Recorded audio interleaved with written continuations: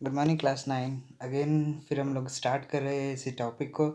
उसके बाद हम लोग इस पहले से इस बार कंटिन्यू करने वाले हैं। पिछले क्लास में हम लोग मोशन पढ़ लिए थे, डिस्टेंस डिस्प्लेसमेंट पढ़ चुके थे, स्पीड वेलोसिटी पढ़ चुके थे। इस क्लास में हम लोग average velocity, average speed, uniform, non uniform और एसेलरेशन के बाद इसका जितना भी फिजिकल फेनोमेनन है इसको हम लोग कंप्लीट करेंगे। मतलब हम लोग इस टॉपिक को आज क्लियर करेंगे और उसके बाद नेक्स्ट क्लास में हम लोग इसका ग्राफिकल रिप्रेजेंटेशन देखेंगे। मतलब मेन हम लोग का जितना भी इसका फिजिकल कंसिक्वेंसेज है वो आज कंप्लीट करके हम लोग नेक्स्ट क्लास से इसके बेसिक में जाएंगे। मतलब सॉरी, ये इसके न्यूमेरिकल फील्ड में आ जाएंगे। न्यूमेरिकल फील्ड में यानी इसके फार्मूलाज और ये सारा कुछ में, तो ये रहेगा। और उसके बाद फिर हम लोग इक्वेशन ऑफ मोशन समझेंगे ग्राफिकल रिप्रेजेंटेशन के बाद। सो आज हम लोग सबसे पहले पढ़ेंगे average speed and average velocity. ये एवरेज स्पीड और एवरेज वेलोसिटी क्या होता है, दोनों इंटर रिलेटेड है और बहुत ही सिंपल सा फैक्ट है।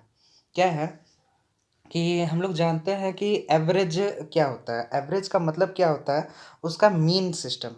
मीन यानी कि टोटल जितना होता है, ठीक है, वो कितने अमाउंट में हुआ उसका एवरेज। यानी हर बार क्या होता है कि हम लोग जैसे मान लीजिए आप गाड़ी चला रहे हैं, तो हर बार क्या होता है कि सेम स्पीड में जाना पॉसिबल नहीं होता है। कभी हम लोग कम, कभी ज़्यादा, कभी कम, कभी ज़्यादा, ऐसे करके हम लोग जाते हैं। तो होगा क्या कि सब का कुल मिला के जो एवरेज पॉइंट होता है, एवरेज नंबर होता है, that is said to be average speed या एवरेज वेलोसिटी बोलो।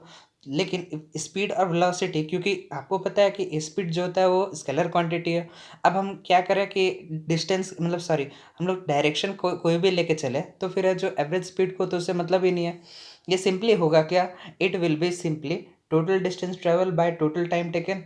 यानी ये होगा, ये गलती से थोड़ा सा हम कुछ और लिख दिए थे, वी लिख दिए थे। एक्चुअल में यहाँ पे होगा वी ए वी, यानी ये एवरेज वेलोसिटी का सिंबल होता है V A we.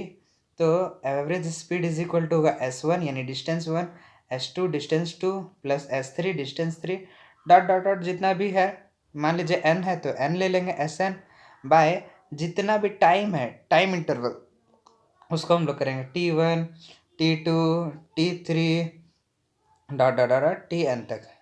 Time interval का मतलब क्या हुआ, जैसे हम लोग एक क्या बोलते हैं, व्हीकल चल रहा है जो कि एक पर्टिकुलर डिस्टेंस ट्रेवल किया, ठीक है।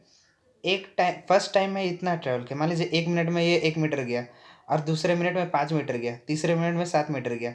तो जितना भी हुआ, जैसे मान लीजिए एक में एक गया, और यहाँ पे 3 मिनट में मान लीजिए गया है 5 मीटर, फिर गया है 2 मिनट में, फिर नेक्स्ट 2 मिनट्स में ये गया है 3 मीटर्स, और नेक्स्ट 1 मिनट में ये गया है 2 मीटर्स। देखिए हर बार क्या हो रहा है ना, टाइम के साथ साथ ये डिस्टेंस अलग अलग कवर कर रहा है।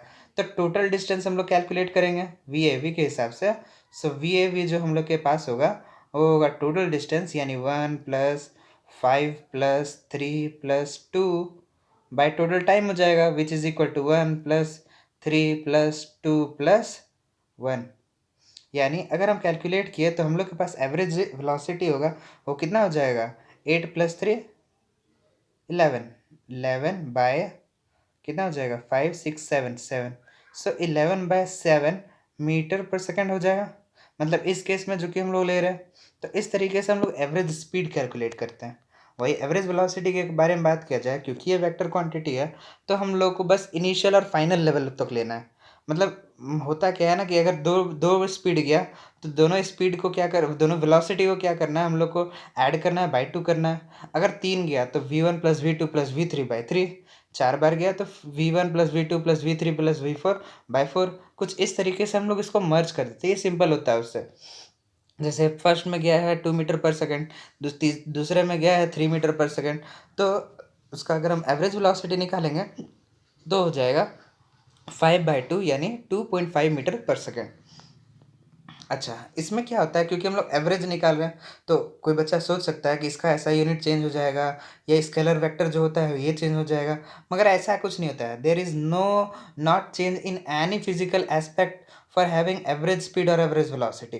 जो जैसा था, अगर ये स्पीड का जो सिस्टम है तो स्पीड वाले में आएगा, और एवरेज वेलोसिटी में जो जो सिचुएशन था वो एवरेज वेलोसिटी के लिए भी पॉसिबल होगा। ये चीज़ हम लोग क्या था, एवरेज स्पीड और एवरेज वेलोसिटी के बारे में। फिर हम लोग सीखेंगे non uniform and non uniform velocity. Uniform और नॉन यूनिफॉर्म वेलोसिटी में क्या आता है, पहले हम लोग डेफिनेशन समझते हैं। A body is said to be in uniform motion if a body travels equal distance in equal interval of time. यहाँ पे बात क्या हुआ, सिंपल सा बात आप डेफिनेशन के हिसाब से समझ सकते हैं।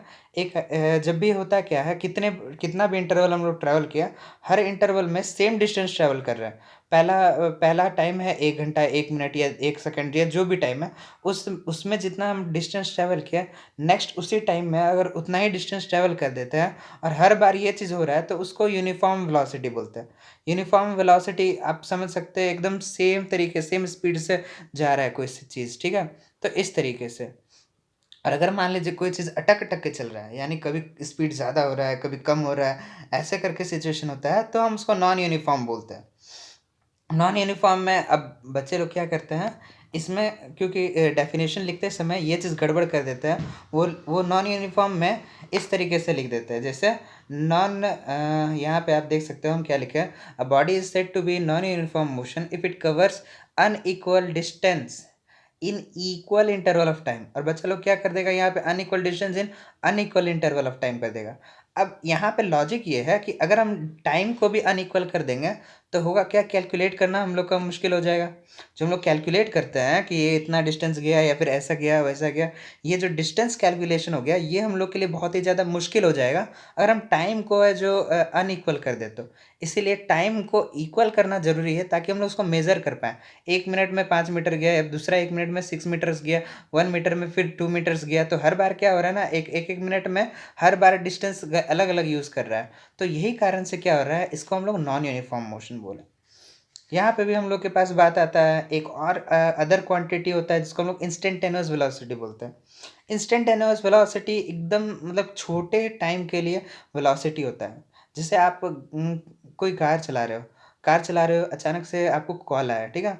और बोला जाता है कि आपका स्पीड क्या है या आपका वेलोसिटी क्या है, तो आप स्पीडोमीटर में देखोगे। वो स्पीडोमीटर जो गाड़ी में लगा हुआ रहता है ना, जिसमें स्पीड लिखाता है, तो वो तो कम ज़्यादा हो ही रहा है, क्योंकि हम लोग एकदम एक्यूरेट सेम मेज़रमेंट तो नहीं कर सकते हैं। तो उस सिचुएशन में आप बताओगे कि हाँ, ये मेरा जो वेलोसिटी है, तो उस इंस्टेंट में जो आपका वेलोसिटी होता है, उसको इंस्टेंटेनियस वेलोसिटी बोलते हैं। मतलब इंस्टेंटेनियस वेलोसिटी मतलब ये हुआ कि वेलोसिटी बहुत ही कम टाइम पीरियड के लिए, बहुत शॉर्ट पीरियड ऑफ टाइम के लिए जब बोलते हैं, तो हम उसको इंस्टेंटेनियस वेलोसिटी बोलते हैं। ये हम लोग के था इंस्टेंटेनियस वेलोसिटी।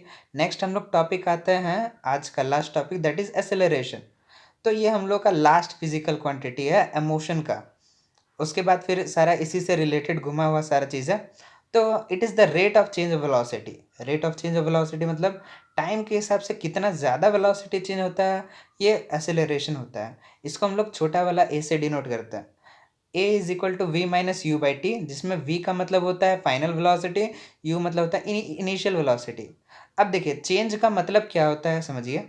चेंज कितना ज़्यादा हो रहा है, पहले जितना वेलोसिटी था अब उससे कम हो रहा है या ज़्यादा हो रहा है, उससे हमको मतलब नहीं, कितना ज़्यादा चेंज हो रहा है। तो चेंज कैसे नापते हैं, तो फाइनल में से क्या करते हैं हम लोग, इनिशियल को माइनस कर देते हैं, तो वो हम लोग का चेंज दिखाता है। तो acceleration is equal to a change in velocity by time. इसका ऐसा यूनिट होता है मीटर पर सेकंड, या ऐसा लिख सकता है मीटर सेकंड के ऊपर पावर -2, जो कि मैथमेटिकल है, आपको पता है। या फिर हम लोग इसको यूनिट के हिसाब से देखा जाए तो कैसे हो सकता है, तो एक्सेलरेशन का यूनिट होता है वेलोसिटी का यूनिट बाय टाइम का यूनिट। एक्सेलरेशन का यूनिट होता है मीटर पर सेकंड, बाय सेकंड हो गया। और बाय सेकंड नीचे भी होता है, तो बाय सेकंड सेकंड क्या होगा, मल्टीप्लाई हो जाएगा, यानी m बाय एस स्क्वायर।